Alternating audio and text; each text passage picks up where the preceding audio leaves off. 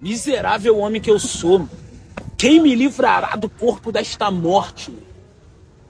Essa é a passagem que eu mais gosto, que é a passagem que eu mais me identifico. Para mim, essa passagem revela qual é a condição real do homem diante de Deus. E a condição é essa, miserável.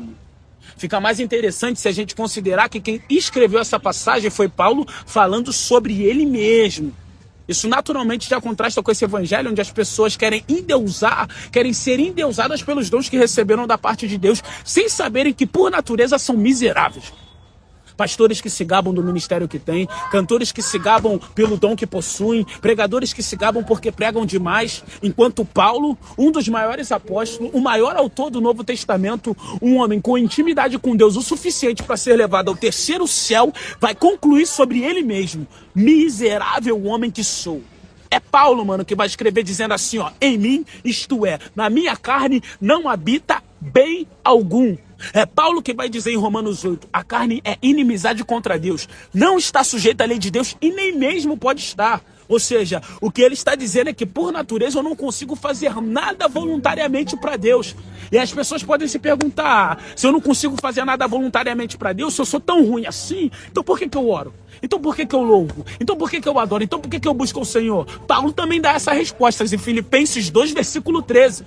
Porque Deus é quem opera em vós, tanto o querer como o efetuar segundo a sua boa vontade. Ou seja, se Deus não manifesta em mim tanto o querer como o efetuar, eu não vou querer e muito menos efetuar aquilo que Ele quer. A palavra diz que a fé é dom.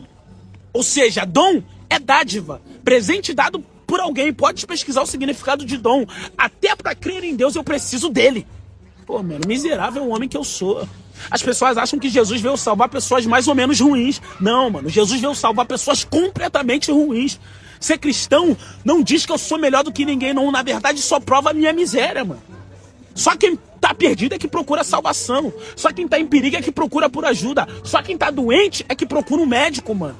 Aquele que não reconhece a sua miséria também não reconhece Cristo, mano.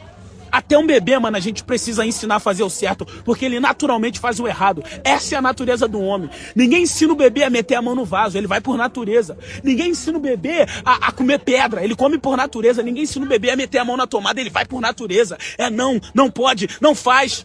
Miserável, mano, o homem que nós somos. Quem nos livrará do corpo desta morte?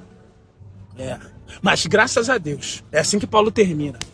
Mas graças a Deus, por Jesus Cristo, nosso Senhor, a nossa fé é que naquele grande dia, Jesus nos livrará do corpo desta morte.